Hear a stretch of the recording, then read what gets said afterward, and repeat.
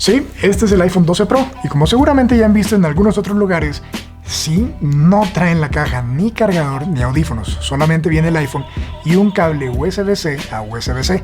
Pero volveremos a eso más adelante y ahora les voy a compartir el review de qué hemos descubierto después de una semana de uso intenso en paralelo con el Huawei Mate 40 Pro. Entonces comencemos por el diseño. Y es sin duda alguna el mejor diseño que ha fabricado Apple en toda su historia. Muchas personas comparan esto contra el iPhone 4, 4S, el 5 y todas las variaciones porque es bastante minimalista y los lados son bastante planos, inclusive todo el celular en sí es muy plano, la pantalla es plana, ya no trae esa pequeña curvatura que llaman 2.5D o en la parte de atrás apenas encontramos algo de curvatura en la parte de las cámaras, pero es mínimo. Y esto que sea tan plano, preciso permite algo muy bueno en este iPhone y es que el agarre que tienes y el control que tienes sobre el celular es muy bueno, así que te va a dar tranquilidad que siempre que esté en mano no va a salir volando, no se te va a caer y no se va a resbalar. Y eso hace que comparado contra un iPhone 6 y todos los que siguieron después que tenían esos bordes curvos, agarrar el 12 Pro sea mucho más seguro y te sientas mucho mejor y no se va a caer. Pero no todo es positivo en este diseño, porque estos lados, por lo menos en la versión 12 Pro, que utiliza en vez de aluminio acero inoxidable, significa que vas a tener mucha suciedad pegándose en los bordes y vas a notarse muy fácilmente. Porque a diferencia del 11 Pro o versiones anteriores que tenían los lados curvos, aunque eran de acero inoxidable, significaba que la suciedad no era tan notable, pero acá vas a notar bastante rápido todo el sucio que se le pega. Así que, para los amantes de la limpieza, definitivamente la recomendación es compren un case para que mantengan su celular limpio. Ahora, más allá del diseño y lo que significa el tipo de materiales en cuanto a lo estético, hablemos de qué significa en la parte práctica. Y eso es que el acero inoxidable tiene dos grandes ventajas. Uno es, no es tan sensible a los rayones y no se va a rayar tan fácil. Y dos, y la más importante, es que en caso de una caída, el acero inoxidable se va a comportar mucho mejor que el aluminio, porque no se va a maltratar tanto ante una caída. Es decir, sí se va a rayar y lo vas a notar, pero no va a quedar un hueco o una hendidura tan drástica como vamos a ver en el aluminio. Ahora, más allá de los lados y del metal, en la parte de atrás tenemos algo muy bueno y es el tipo de vidrio que tenemos, porque tenemos este acabado mate matahuellas que tanto me gusta porque ayuda a disimular la suciedad y no se va a ver tan sucio de manera tan rápida. Además, que este color que tienen ahora, que se llama azul ultramarino, es muy bonito. Lo cambiaron por el verde que antes había en la línea del 11 Pro por este azul y creo que es una gran escogencia porque ahora tenemos 4 colores en total. Tenemos el negro, que es un negro bastante bonito, oscuro. Tenemos el blanco, tenemos el color oro, que ahora es muy oro, muy brillante.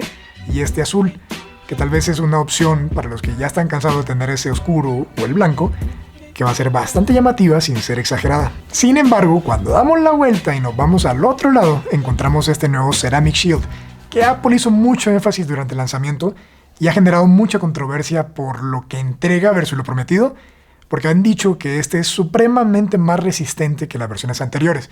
Pero más adelante volvemos a más detalle de qué significa que sea más resistente en realidad. Ahora, ya nos hemos acostumbrado a que cada evento de lanzamiento de Apple tenemos todos estos grandes números que dicen 40% más rápido, 20% mejor batería, tiene un sensor que es 30% más sensible a la luz y capta más información y así muchos otros ejemplos. Sin embargo, ¿qué significa todo esto para los usuarios en el día a día? ¿Cómo lo vamos a ver? Vamos entonces uno por uno. Comencemos por el procesador, que tal vez es una de las partes más importantes que tiene el nuevo iPhone. El A14 Bionic es una maravilla de la tecnología y lo es porque es más pequeño, más eficiente. Significa que consume menos batería, que va a hacer los procesos más rápidos y va a dar una experiencia en general mucho más fluida para los usuarios. Y en realidad lo que obtienes es eso. Tienes una sensación bastante fluida, tienes un celular que no se va a trabar, que no te va a dar fallos, que va a funcionar muy bien. Pero eso es lo mismo que hemos visto en los celulares pasados o en los iPhone pasados. Han sido muy rápidos, muy estables y en general han tenido procesadores que son mucho más potentes que lo que podría necesitar el usuario promedio. Pero eso no es malo, porque en realidad sabemos que Apple siempre va a poner lo mejor que puede dentro de cada dispositivo. Y eso nos ha hecho esperar preciso este tipo de comportamiento en cada nuevo lanzamiento. Sin embargo, esta experiencia es casi perfecta. ¿Por qué casi perfecta? Porque en esta pantalla, en vez de tener 120 Hz, tenemos 60, que es lo mismo que hemos tenido desde el día 1. Y eso nos lleva a hablar de la pantalla. Porque esta pantalla es muy buena para consumir contenido, para ver videos, para tomar fotografías, filmar videos, es una gran experiencia porque tenemos un buen brillo, tenemos un muy buen contraste, tenemos muy buenos colores, aunque los colores son un poco pálidos si lo comparas contra las OLEDs que tienen Samsung y cualquier otro fabricante, porque tenemos esta tecnología True Tone de Apple donde atinan a los colores más reales posibles. Sin embargo, seguimos teniendo el mismo notch que hemos tenido en las generaciones pasadas, y aunque sí hay una diferencia ligera, al ojo simple no es notable y toca medirla para saber que existe una reducción en el tamaño. Ahora, vámonos al otro lado de la pantalla, a las cámaras. El lente principal de 12 megapíxeles tiene unas ligeras mejoras que ayudan a capturar un poco más de detalles y luz. Y el lente gran angular de 12 megapíxeles sigue siendo igual, produciendo fotos bastante buenas. Pero podemos activar ahora el modo nocturno con este gran angular, que es algo que no podíamos hacer en la versión 11 Pro u 11 Pro Max. Y el lente telefoto de 12 megapíxeles tampoco tiene cambios, pero en el 12 Pro Max sí hay cambios significativos. Y eso hace que en general todas las fotos que toma el 12 Pro sean muy similar a lo que teníamos con el 11 Pro, que en general son fotos muy buenas, con muy buen color, con buen contraste y con un HDR bastante inteligente que rescata las zonas oscuras y maneja las zonas sobreexpuestas para tener fotografías balanceadas que sean bastante agradables visualmente. Ahora, donde sí vemos cambios muy notables son en las selfies de noche y los portraits de noche, porque ahorita tenemos un nuevo sensor justo debajo de los lentes que se llama LiDAR, que es el mismo sensor que puso Apple en las iPods Pro que salieron en abril del 2020. Ahora, además de todo lo bueno que hicieron con el 12 Pro, donde tenemos una pantalla mejorada, donde tenemos unos lados planos que mejoran el agarre y es una experiencia en general mejorada, Apple hizo algo muy Apple y redujo el tamaño de la batería. El A14 Bionic sí es más eficiente y consume menos batería y genera menos calor, lo que significa que una batería más pequeña no va a tener un impacto tan grande en el performance del iPhone comparado contra el 11 Pro.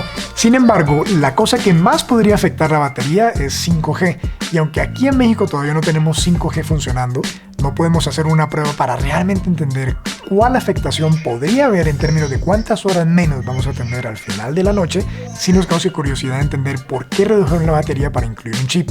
De acuerdo, o sea, sí van a necesitar más espacio para el chip 5G, pero reducir tanto la batería por un chip, Y la verdad es que sí se nota tener una batería más pequeña. En el 11 Pro, con las pruebas que hicimos, siempre llegábamos a las 10 de la noche todavía con un 20-15% de la batería. En el 12 Pro llegamos a eso de las 8 o 9 de la noche y el celular muere.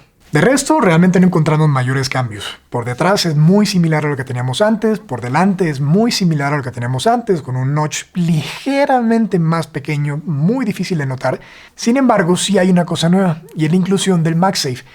Y nos quedamos con muchísimas ganas de probarlo, porque todavía en el Apple Store de México no tienen los cargadores, y no hay el MagSafe inalámbrico de 15 watts. Sin embargo, la parte más interesante no era probar en este video cómo funciona ese cargador de 15 watts. La parte más interesante es entender qué significa esto para el futuro de la conectividad de los dispositivos Apple. Y es interesante el futuro que tenemos con MagSafe porque muchísimas personas se siguen preguntando por qué tenemos un puerto Lightning en vez de un cable USB-C. Y la verdad es que hace mucho tiempo sabemos que Apple está apostando por algo diferente a los cables y quiere algo que sea completamente inalámbrico. ¿Es MagSafe la mejor respuesta a este futuro inalámbrico? No lo sabemos. Pero lo que sí es cierto es que cuando empecemos a ver accesorios compatibles, no solo para el iPhone, sino que veamos la inclusión de MagSafe en laptops y otros productos como el iPad, y podamos tener transferencia de datos con solo colocar el iPad sobre el iPhone, va a ser muy interesante. O cuando queramos mandar una foto o un video o cualquier otro archivo desde el iPhone al computador y lo pongamos encima del MacBook, va a ser una maravilla tener esa simplicitud. Y yo creo que otra parte más interesante es esperar a ver la respuesta de Samsung y otros fabricantes a sus apuestas inalámbricas. ¿Qué van a desarrollar ellos en vez de un MagSafe? Y creo que van a salir alternativas muy llamativas y muy prácticas. Así que este futuro inalámbrico se ve muy interesante. En resumidas cuentas, ¿vale la pena comprar el último iPhone? Sí y no. Sí vale la pena si estás unas cuantas generaciones atrás. Es decir, si tienes un iPhone 8 o hacia atrás, definitivamente el 12 o el 12 Pro es una gran alternativa. Pero si estás en una generación reciente como el iPhone 10, el 10S o el 11 en cualquiera de los sabores, hacer ese cambio de ahí a este te lo puedes cuestionar bastante, porque a la hora de vender el otro y comprar el nuevo, ese plus que vas a tener que poner, y no solamente para el celular sino también para el cargador, te hace cuestionar si realmente vale la pena hacer ese cambio. Y finalmente la pregunta del millón: ¿si es realmente este el mejor iPhone que Apple ha fabricado? Sí, pero por muy poco. La diferencia entre este y el 11 Pro Max y el 11 Pro en términos de rendimiento, calidad fotográfica y la experiencia en sí es ligeramente superior. ¿Pero vale la pena comprarlo por esa diferencia? No estoy muy seguro. Así llegamos hoy al final de este episodio. Muchas gracias por acompañarnos otra vez y recuerden que estamos bastante cerca de llegar a los 10,000 suscriptores de nuestro canal, que salió en junio de este año. Así que unos 4 meses y cacho después estamos por llegar a los 10,000 suscriptores y cuando lleguemos a ese punto vamos a tener unas sorpresas muy buenas para ustedes que seguramente les va a gustar. Así que estén pendientes de nuestras redes sociales como Geek en Español con una N en vez de la ñ en Twitter, Facebook e Instagram, porque ahí estaremos anunciando cómo vamos a celebrarlo. Así que muchísimas gracias por acompañarnos. Yo soy Carlos Gutiérrez. Hasta la próxima.